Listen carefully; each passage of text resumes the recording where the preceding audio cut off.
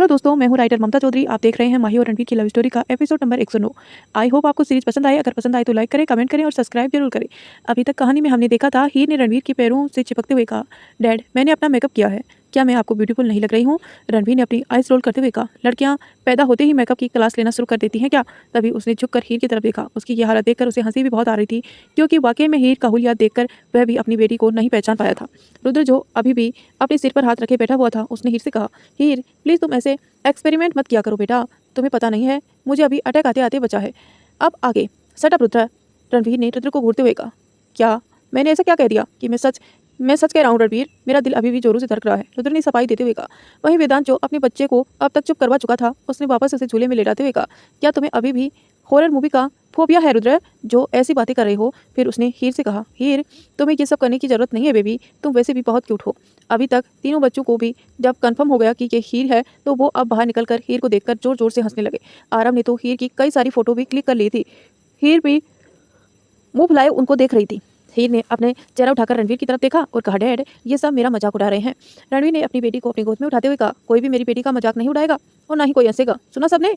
रणवीर कहते हुए रणवीर ने हीर के सामने टेबल पर बिठा दिया और धीरे धीरे टिश्यू पेपर से उसके चेहरे को साफ करते हुए कहा, तुमने वाकई में बहुत अच्छा मेकअप किया है, मानना पड़ेगा मेरी बेटी बड़ी टैलेंटेड है। तो हीर ने खुश होते हुए कहा, सच्ची डैड, फिर तो मैं आपका भी मेकअप करूं? हीर का यह कहना था कि वेदांत, अनिरुद्ध और खासकर रुद्र ठाका लगाकर हंस पड़े। रुद्र ने हीर से कहा, हाँ हीर, तुम्हें अपने डैड का मेकअप करना चाहिए, मुझे भी देखना है द रणवीर रॉय कपूर मेकअप में कैसे लगते हैं। रणवीर ने खा जाने वाली नजरों से रुद्र की तरफ देखा। अगर इस वक्त बच्चे वहां मौजूद नहीं होते तो कम से कम 10-15 अच्छी अच्छी हाई फाई क्लास वाली गालियां वो रुद्र को दे चुका होता, पर मन ही मन उसे भर भर कर रुद्र को गालियां दे भी रहा था। पर रुद्र अभी भी लोटपोट हुए हंस रहा था। तभी हीर ने कहा, चाचू मैं आपको भी मेकअप कर दूंगी, वरना आपको बुरा लग जाएगा ना कि मैंने डैड का मेकअप किया और आपका नहीं किया। हीर का यह कहना था कि रुद्र की हंसी एकदम से गायब हो गई। अब रुद्र की बारी थी। रुद्र ने मजे लेने की बारी थी, क्योंकि ये तो रणवीर था, वो इतनी आसानी से रुद्र को कैसे जाने देता। उसने हीर से कहा, हाँ हीर, तुम्हारे चाचू तुमसे बहुत प्यार करते हैं, वो तुम्हें कह नहीं सकते हैं, पर वो यही चाहते हैं कि तुम उनका मेकअप पहले करो, तो तुम्हें अपना टैलेंट अपने चाचू पर दिखाना है ना। रणवीर की बात सुनकर हीर खुश होते हुए टेबल से नीचे उतर गई और बोली, हाँ डैड, मैं अभी जाकर मम्मा का मेकअप का सामान लेकर आती हूँ और चाचू का मेकअप करूंगी। चाचू आप कहीं मत जाना, बस मैं क्यों गई और क्यों आई। कहकर हीर जल्दी से अपनी मॉम डैड के रूम की तरफ भाग गई। वहीं माहिर ने आयु और आरव से कहा, आरव जल्दी से अपने अपने फ़ोन की रिकॉर्डिंग ऑन कर लो, क्योंकि आज तो रुद्र चाचू गए। वहीं रुद्र ने रणवीर से कहा, ये तुम अच्छा नहीं कर रहे हो, मैं नहीं करवाने वाला कोई मेकअप। रणवीर ने वेदांत और अनिरुद्ध को कुछ इशारा किया और रणवीर का इशारा समझते ही वेदांत और अनिरुद्ध अपनी जगह खड़े हो गए और अपनी स्लीव फोल्ड करते हुए रुद्र की तरफ बढ़ने लगे। वहीं रणवीर भी तेजी स्माइल के साथ अपनी स्लीव फोल्ड करते हुए अपनी तरफ बढ़ रहा था। अपनी तरफ बढ़ता हुआ देखकर रुद्र बोला, अभी तुम ही बोल रहे थे ना हीर को मेरी मेकअप करवाने के लिए, तो अब खुद क्यों पीछे हट रहे हो? देखो मेरी बेटी का दिल मत तोड़ना। तो रुद्र जल्दी से उछलकर सोफे की दूसरी तरफ चला गया और कहा, मैं कह रहा हूँ मैं ये सब नहीं करने वाला। कहकर रुद्र वहां से भागा, पर उसे पहले ही रणवीर, वेदांत और अनिरुद्ध ने उसे हर तरफ से घेर लिया। रुद्र बीच में फंस गया था। वेदांत ने कहा, मेकअप तो तुम्हें करना ही पड़ेगा रुद्र, हम नहीं चाहते कि हीर का दिल टूटे। अनिरुद्ध ने कहा, करवा लो ना, बच्ची है, मन बहल जाएगा। रुद्र आखिर हमें भी देखना है कि द रुद्र रॉय कपूर मेकअप में कैसा लगता है। तीनों ने ही जबरदस्ती रुद्र को पकड़कर सोफे पर वापस बिठा दिया। अब तक हीर भी मेकअप का सामान उठाकर ले आई थी और जल्दी से आकर रुद्र की गोद में चढ़ गई थी और कहा, चाचू हिलना मत, देखना मैं बहुत जल्द मेकअप करूंगी आपका, आप खुश हो जाएंगे। वेदांत ने रुद्र का चेहरा अच्छे से पकड़ लिया था ताकि वो अपना सिर ना हिलाए। वहीं रणवीर और अनिरुद्ध ने अच्छी तरह से रुद्र को पकड़ लिया था। वहीं आरव, आयु और माहिर तीनों ही इस फनी मोमेंट को वीडियो बना रहे थे। अब तो रुद्र हर तरह से फंसा हुआ महसूस कर रहा था। अब तो वो मन ही मन खुद को ही गालियां दे रहा था कि उसे क्या पड़ी थी रणवीर को छेड़ने की। हीर ने बहुत ही क्यूट सा फेस बनाते हुए कहा, चाचू आप मुझे प्यार नहीं करते हो क्या? क्या बार आपने मेरे टैलेंट पर भरोसा नहीं है? अब बेचारा रुद्र क्या कहता, अब वो अपनी क्यूट सी एंजल का दिल भी नहीं तोड़ सकता था। उसने भी आखिरकार हार मान ली और कहा, ठीक है चाचू की जान, तुम्हें जो लिपापोती मेरे फेस पर करनी है कर लो, बच्चा मैं तुम्हें मना नहीं करूंगा। जब रणवीर, वेदांत और अनिरुद्ध को लगा कि अब रुद्र उठकर भागने की कोशिश नहीं करेगा, तो उन्हें भी उसे छोड़ दिया और उसके अगल बगल ही बैठकर आराम से अपना फ़ोन देखने लगे। अब तीनों हीर ने एक अच्छी खासी कलाकारी रुद्र के फेस पर दिखाना शुरू कर दिया था। कुछ देर बाद हीर ने प्यार से रुद्र के गाल पर किस करते हुए कहा, आप तो बहुत ब्यूटीफुल लग रहे हो चाचू, मेरे से भी ज़्यादा, आपको नज़र ना लगे एक काला टीका भी लगा देती हूँ। कहकर हीर ने अपनी दादी के स्टाइल में रुद्र के कान के पीछे काला टीका भी लगा दिया और उसकी बलाइयाँ लेते हुए फोरहेड पर किस करते हुए कहा, नज़र ना लगे मेरे बेटे को, मेरी क्यूट सी एंजल को। हीर ये बात इतनी क्यूट तरीके से बोल रही थी कि वहाँ सभी को उसकी हरकत और उसकी बात पर हंसी आ रही थी। अब हंसने की बारी रणवीर की थी। वो रुद्र को देखकर लोटपोट हुए हंसते जा रहा था। वहीं वेदांत और अनिरुद्ध का भी हंस हंस कर बुरा हाल था। रुद्र अभी भी बेचारे सी शक्ल बनाए हुए था। बैठा हुआ था। कहाँ तो वो कल तक सोच रहा था कि आज का संडे वो पार्टी सार्टी करेगा और कहाँ आज वो हीर की क्यूट एंजल बना हुआ बैठा है। रणवीर ने अपना फ़ोन निकाला और सेल्फी कैमरा ऑन करते हुए कहा, एक फ़ोटो तो बनता है ना हमारी क्यूट सी एंजल के साथ। जल्दी से अनिरुद्ध और वेदांत के साथ साथ बाकी सभी रुद्र के आसपास देखकर खड़े हो गए और हीर तो रुद्र की गोदी में ही बैठी हुई थी, अपनी अंगुलियों से विक्ट्री साइन कर रही थी। रणवीर ने कम से कम 2-3 बार पिक तो रुद्र की ऐसी ही ली थी। फिर रणवीर ने अपनी फ़ोन हवा में लहराते हुए कहा, अब ये रणवीर पिक जाएगा मीडिया में, अब ये सारी पिक जाएंगी मीडिया में, ताकि उन्हें भी तो ये सनसनी खबर शेयर करने का मौका मिले। रुद्र रॉय कपूर के ये भी शौक है कि कई बार वो अपने घर की क्यूट एंजल बना घूमता है। रुद्र जल्दी से रणवीर के पीछे भागते हुए बोला, खबरदार रणवीर, जो तुमने अगर इसे मीडिया को दिया तो मैं तुम्हें छोड़ूंगा नहीं। रणवीर सोफे से दूसरी तरफ कूदते हुए बोला, तुम्हारे कहने से क्या होता है, मैं तो इसे अभी सोशल मीडिया पर डालने वाला हूँ। यही बच्चे भी हंस हंस कर लोटपोट हुए जा रहे थे। आज संडे का दिन रुद्र के लिए हमेशा के लिए यादगार बन गया था और किसी तरह से उसकी क्यूट सी एंजल हीर ने उसकी इज्जत का फलूदा कर दिया था। आयु ने जल्दी से वीडियो अपनी मोम को सेंड कर दिया। रुद्र ने मुंह बनाते हुए हीर से कहा, हीर बेबी, तुम ये टैलेंट अपने डैड पर नहीं दिखाओगी क्या, फिर वेदांत चाचू पर या फिर अनिरुद्ध चाचू पर, तुम्हें उन्हें भी तो बहुत प्यार करती हो ना। तो हीर ने उबासी लेते हुए कहा, पर चाचू अब मैं बहुत थक गई हूँ, अब मुझे सोना है। फिर रणवीर की तरफ देखते हुए अपनी बाहें फैलाते हुए बोली, डैड मुझे गोद में उठाकर ना मुझे सोना है। रणवीर ने प्यार से अपनी बेटी से कहा, हाँ मेरा बच्चा आ जाओ, तुम्हें सोना है ना, मैं सुलाता हूँ ना तुम्हें, आखिर मेरी बेटी ने इतनी मेहनत जो की है। खासकर रणवीर ने हीर को अपनी गोद में उठा लिया और उसका सिर अपने कंधे पर टिका लिया। रुद्र पैर पकड़े हुए ही बोला, तुम सब को छोड़ूंगा नहीं मैं, मेरा भी दिन आएगा जब तुम लोगों के ऐसे ही फनी मोमेंट्स में अपने फ़ोन में कैप्चर करूंगा। और कहते हुए रुद्र की तरफ रूम की तरफ चलने लगा। तभी रुककर पीछे पलटकर बोला, खबरदार अगर किसी ने भी इस वीडियो और फोटो को लीक किया तो मैं सभी को फ़ोन हैक कर लूँगा। कहकर रुद्र अपने रूम की तरफ चल गया। वेदांत ने हंसते हुए कहा, बेचारा रुद्र, हीर ने अच्छा खासा इज्जत का फलूदा किया है इसके। हीर वाकई में थक चुकी थी, इसीलिए अपने डैड की गोद में ही तुरंत ही सो गई। रणवीर से गोद में लिए हुए ही सोफे पर बैठ गया और अपनी प्यारी सी बेटी को के फूली हुई गालों को सहलाते हुए कहा, मेरी क्यूट सी बेबी, लव यू बच्चा। वहीं दूसरी तरफ सारिका, माही, प्रिया, रोही, सनाया और पीहू सभी लैपटॉप पर एक फनी मूवी एंजॉय कर रहे थे कि तभी सारिका के फ़ोन पर एक नोटिफिकेशन आया। सारिका ने ऐसे ही अपना फ़ोन उठाकर चेक किया तो उसे पर आयु की मैसेज की नोटिफिकेशन आई थी। सारिका ने जैसे ही वो मैसेज ओपन किया, पहले तो हैरानी से उसकी आंखें बड़ी हो गई, लेकिन तभी वो ठाका लगाकर हंसते हंसते बेड पर ही लुढ़क गई। सनाया ने जब सारिका को ऐसे जोर जोर से हंसते हुए देखा तो पूछा, सारिका क्या हुआ, तुम ऐसे हंस क्यों रही हो, किसी ने फनी वीडियो सेंड की है क्या? तो सारिका ने अपने फ़ोन की स्क्रीन उसके सामने करते हुए कहा, ये नीचे हॉल में हो क्या रहा है, हमारे बच्चे ने अच्छी खासी वाट लगाई हुई है अपने अपने डैड की। तो रूही ने कहा, हमें भी तो बताओ ना भाभी क्या हुआ है। कुछ देर बाद जिसने भी ये वीडियो देखी सभी का हंस कर बुरा हाल था। प्रिया ने अपनी हंसी कंट्रोल करते हुए कहा, माही, जो काम आज तक कोई नहीं कर सका वो हीर ने कर दिया, रुद्र जीजू की हालत ख़राब कर दी उसने। तो माही ने भी हंसते हुए कहा, ये हीर भी ना पता नहीं कहाँ से ये खुरापाती ख्याल लेकर आती है। वहीं हीर दुनिया जहाँ से दूर अपने डैड की गोद में सिमट कर सो रही थी। ये बात हीर की थी, इसीलिए रुद्र ने भी उसे मना नहीं किया। हीर थी ही सबकी लाडली। एक बार को माहिर और आयु को किसी काम के लिए मना कर दिया जाता था, लेकिन हीर को नहीं। रणवीर की भी जान बसती थी हीर में। आप लोगों के लिए एक गुड न्यूज़ है कि आगे की स्टोरी बहुत ही ज़्यादा इंटरेस्टिंग होने वाली है। उसमें थोड़ा सा सस्पेंस मैंने ऐड किया है। अगर आप जानना चाहते हैं तो अभी सब्सक्राइब कर लीजिए और वीडियो को लाइक करना बिल्कुल मत भूलना और कमेंट करके बताना कि ये फनी स्टोरी आपको कैसी लगी। आई होप आपको पसंद आई होगी। प्रिया, क्या तुम गाड़ी की स्पीड थोड़ी सी बढ़ा सकती हो? वेदांत जो विंडो पर अपना एक हाथ टिकाए इरिटेट होते हुए प्रिया की तरफ देखते हुए बोला। प्रिया गाड़ी ड्राइव करते हुए ही बोली, नहीं वेदांत, गाड़ी हमेशा धीरे चलानी चाहिए। मैं देख रही हूँ आजकल तुम काफ़ी स्पीड से गाड़ी चलाते हो, आज के बाद तुम भी इसी स्पीड से गाड़ी चलाओगी, समझे? वेदांत ने फेक स्माइल के साथ कहा। प्रिया, तुम गाड़ी चला रही हो, मुझे लगता है कि हमारी गाड़ी रेंग रही है। प्रिया ने सामने की तरफ देखते हुए कहा, जो भी हो, पर कम से कम मैं गाड़ी भगा तो नहीं रही हूँ ना तुम्हारी तरह। मैं काफ़ी सेफली गाड़ी चला रही हूँ, देख लेना वेदांत। एक दिन मैं काफ़ी अच्छी ड्राइविंग करना सीखूंगी, फिर अपनी मम्मी को अपने बगल में बैठाकर पूरा शहर घुमाऊंगी। प्रिया ने खुश होते हुए कहा। दरअसल प्रिया को भी ड्राइविंग सीखने का बड़ा शौक चढ़ा हुआ था। वेदांत ने उसका मजाक उड़ाते हुए कहा, मुझे नहीं लगता कि तुम्हारी मम्मी तुम्हारी ड्राइविंग के चलते तुम्हारे बगल में बैठने का रिस्क लेना चाहेगी। प्रिया ने बिना वेदांत की तरफ देखे ही पूछा, क्या मतलब, क्यों नहीं बैठेगी मेरे बगल में? जब मैं स्कूटी चलाती थी तो मम्मी को पीछे बैठाकर ही मार्केट ले जाती थी, समझे? काफ़ी अच्छी ड्राइवर बन सकती हूँ मैं। तो वेदांत ने कहा, अच्छा कितनी बार तुमने अपनी मम्मी को स्कूटी पर पीछे बैठाया था? तो प्रिया ने काफ़ी याद करने की कोशिश की, पर उसे याद ही नहीं आया कि लास्ट टाइम अपनी मम्मा को कब स्कूटी पर बैठाकर लेकर गई थी। तो वेदांत ने कहा, मैं याद दिलाता हूँ, सिर्फ एक बार, और उस एक बार में भी तुमने उसे गिरा दिया था, याद है? तुम्हारी मम्मा ने खुद मुझे बताया था। अब प्रिया की बोलती बंद हो गई। वो मुंह बनाकर मन ही मन बोली, मम्मा को हमेशा वेदांत के सामने ही मेरी सारी पोल क्यों खोलनी होती है? कुछ तो मेरे राज संभाल के रखा करे मम्मा। शाम का वक्त था तो रोड पूरी तरह खाली थी। दरअसल यहाँ एक रिहायशी इलाका था जहाँ पर इस वक्त प्रिया ड्राइविंग कर रही थी। तभी वेदांत ने खिड़की से बाहर नजर आ रहे बूढ़े आदमी को स्माइल करते हुए कहा, गुड इवनिंग अंकल, कैसे हैं आप? आपके घुटनों का दर्द अब ठीक है ना? तो रोड के किनारे ही वॉक करते हुए अंकल ने कहा, कहाँ बेटा, बिल्कुल ठीक है, और तुम बताओ क्या हालचाल है? तो अंकल गाड़ी के साथ साथ चलते हुए बोला। प्रिया आंखें फाड़े कभी अंकल को देख रही थी तो कभी वेदांत को। मैं क्या इतनी धीरे गाड़ी चला रही हूँ? गजब बेइज्जती है यार। तभी वो अंकल बोला, अच्छा बेटा अब मैं चलता हूँ, कहकर वो अंकल जल्दी से चलते हुए आगे निकल गया। तभी प्रिया की नज़र अपनी साइड की विंडो के बाहर गई, जहाँ एक लड़का अपनी साइकिल चलाते हुए आगे निकल गया। अब तो प्रिया की शक्ल रोने जैसी हो गई। मैं क्या इतनी धीरे गाड़ी चला रही हूँ? ऐसे तो मैं कैसे सीख पाऊंगी? चल प्रिया अब दिखा दे अपना कमाल। कहने के साथ ही प्रिया ने एकदम से गाड़ी का रेस दे दी। अब प्रिया से गाड़ी संभल नहीं रही थी, क्योंकि अब गाड़ी रेंग नहीं रही थी बल्कि हवा में उड़ रही थी। वेदांत ने जल्दी से स्टीयरिंग को पकड़ते हुए कहा, क्या कर रही हो इडियट, मरना है क्या?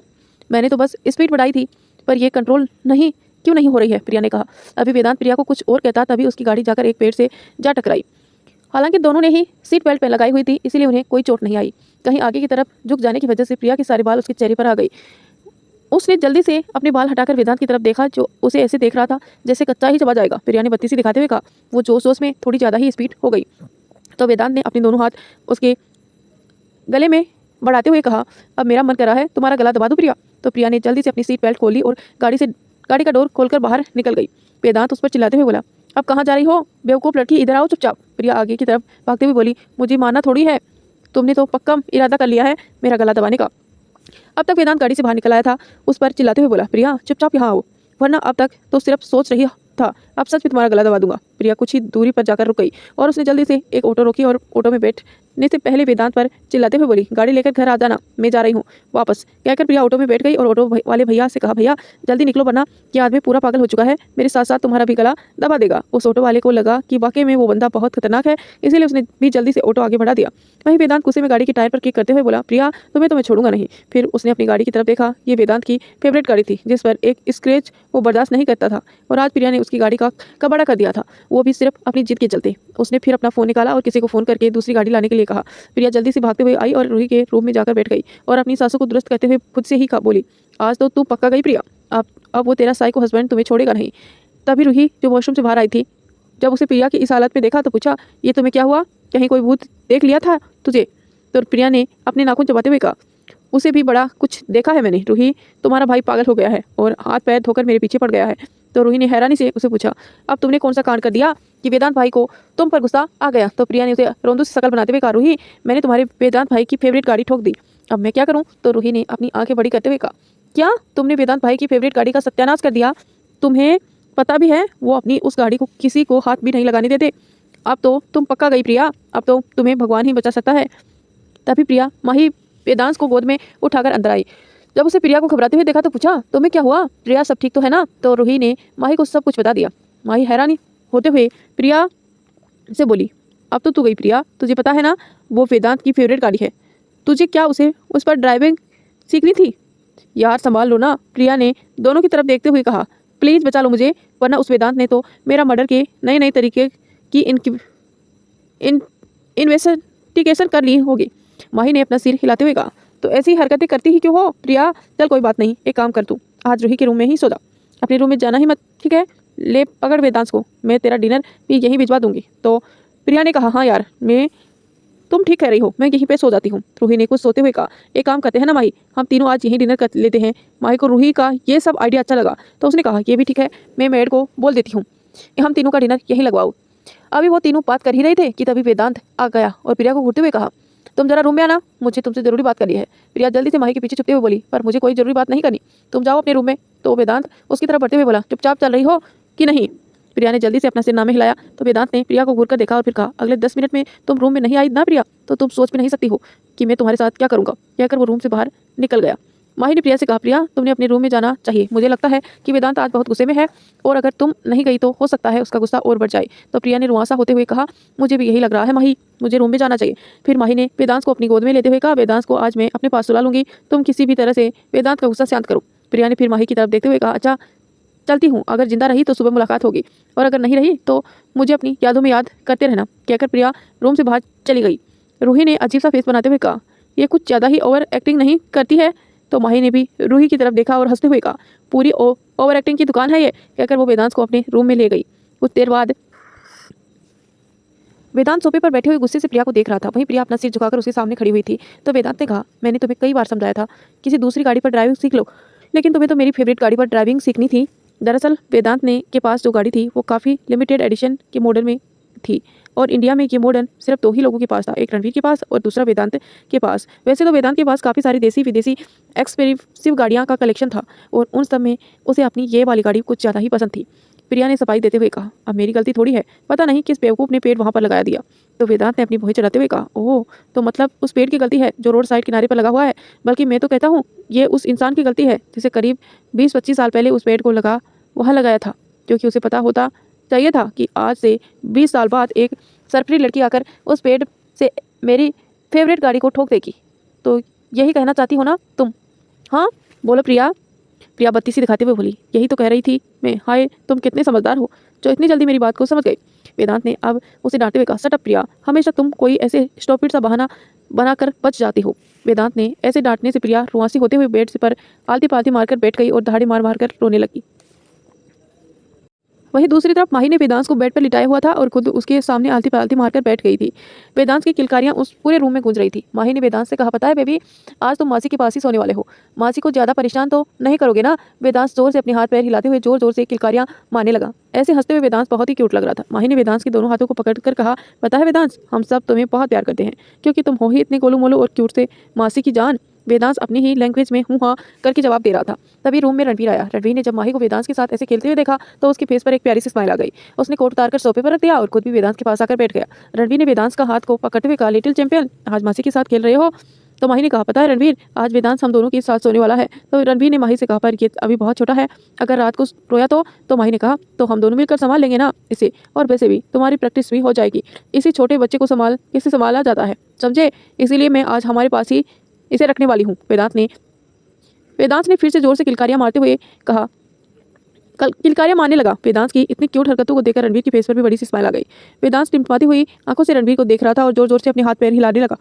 इसका मतलब था कि वो कह रहा है, चाचू मुझे आपकी गोद में ले लो। पर रणवीर को उसकी हरकत से कुछ समझ ही नहीं आया कि वो क्या चाहता है। तो माही ने रणवीर से कहा, अरे उठाओ ना इसे, अपनी गोद में, तुम्हारी गोद में आना चाहता है। तो रणवीर हैरानी से पूछा, तुम्हें कैसे पता कि इसने क्या कहा? तुम्हें बताकर थोड़ी बताया है, तुम्हें बोलकर थोड़ी बताया है। रणवीर, बच्चे अक्सर अपनी ऐसी हरकतों से जता देते हैं कि वो क्या चाहते हैं, और वैसे भी मैं वेदांत को खिलाती रहती हूँ तो मुझे पता है कि वेदांत कब क्या करना चाहता है। फिर वेदांत की तरफ देखते हुए, है ना वेदांत, मासी सही कह रही है ना? माई की बात सुनकर वेदांत स्माइल करते लगा जैसे अपनी सहमति जता रहा हो। अच्छा तुम कुछ देर इसे संभालो, मैं इसके रूम में इसके ज़रूरत का सामान ले आती हूँ, वरना रात को मुझे ज़रूरत पड़ सकती है। कहकर माही बेड से खड़ी हुई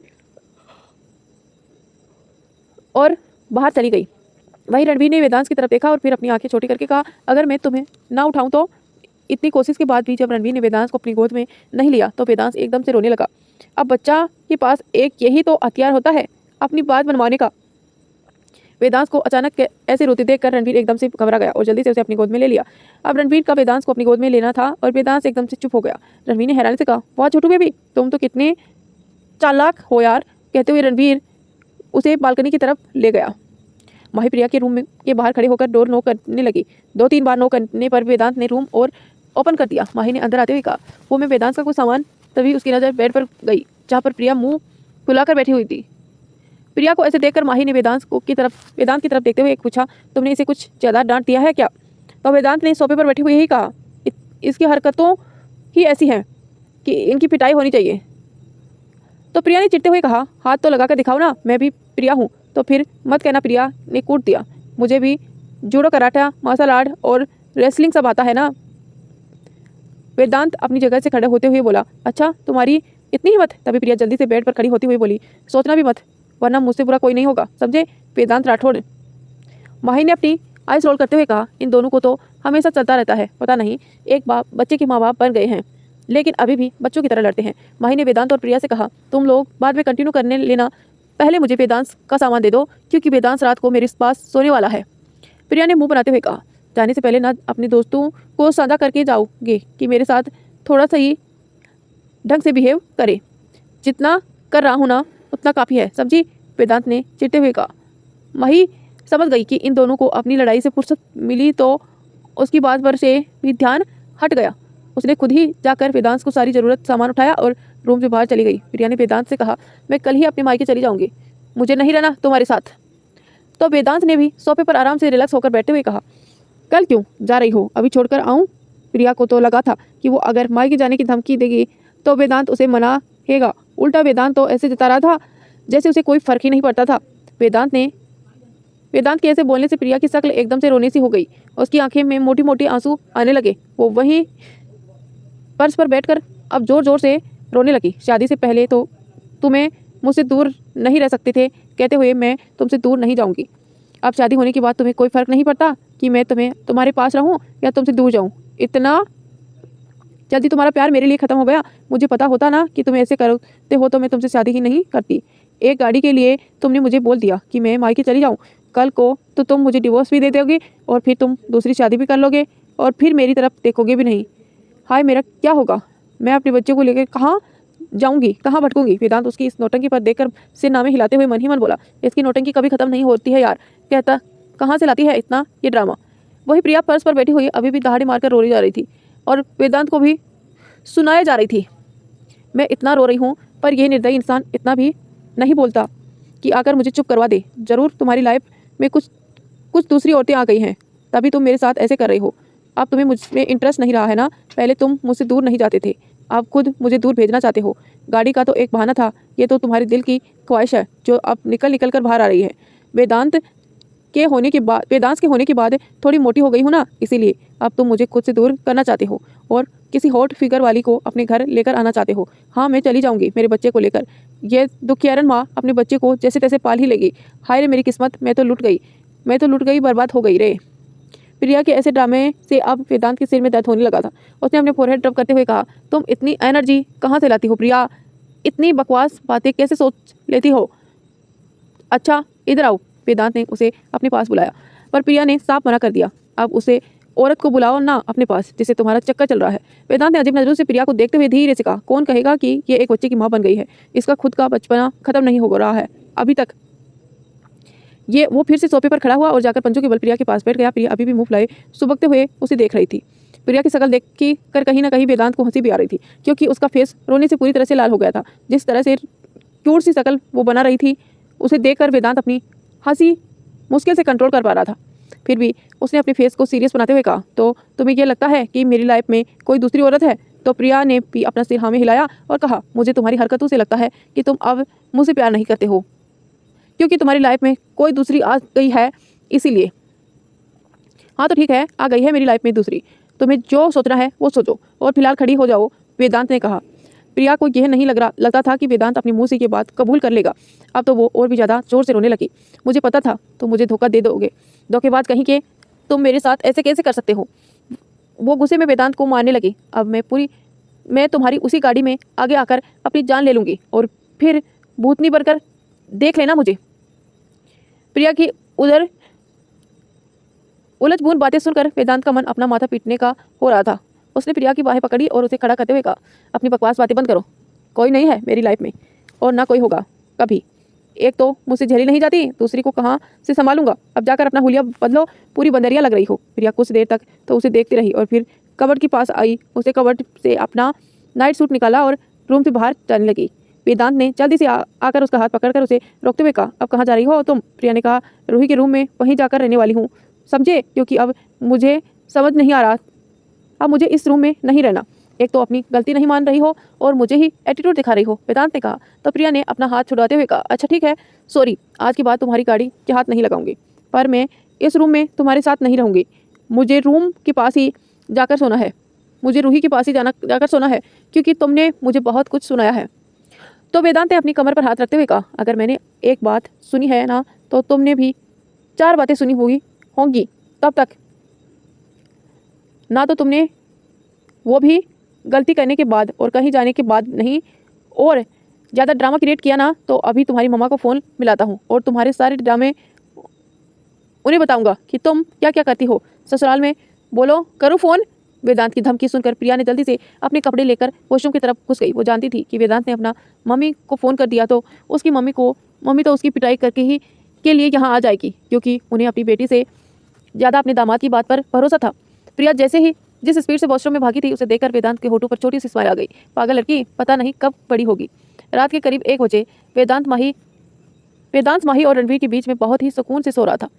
माही और रणवीर ने अपने एक एक हाथ वेदांत के ऊपर ही रखे हुए थे।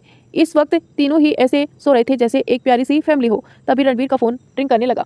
रणवीर ने नींद में ही अपना हाथ साइड टेबल पर बढ़ा दिया और फ़ोन पिक करके अपने कान पर लगा लिया। सामने वाले की बात सुनकर रणवीर उठकर बैठ गया और थोड़ा सीरियस एक्सप्रेशन के साथ बोला, ठीक है, मैं अभी निकल रहा हूँ। यही कहकर रणवीर ने फ़ोन डिस्कनेक्ट किया। तो दोस्तों आज की कहानी को यहीं एंड करते हैं। मिलते हैं नेक्स्ट पार्ट में। आज थोड़ी सी तबीयत डाउन है इसीलिए छोटी ही कहानी बना रहे हैं। धन्यवाद यहाँ तक बने रहने के लिए। वीडियो को लाइक जरूर करना और चैनल को सब्सक्राइब कर लेना।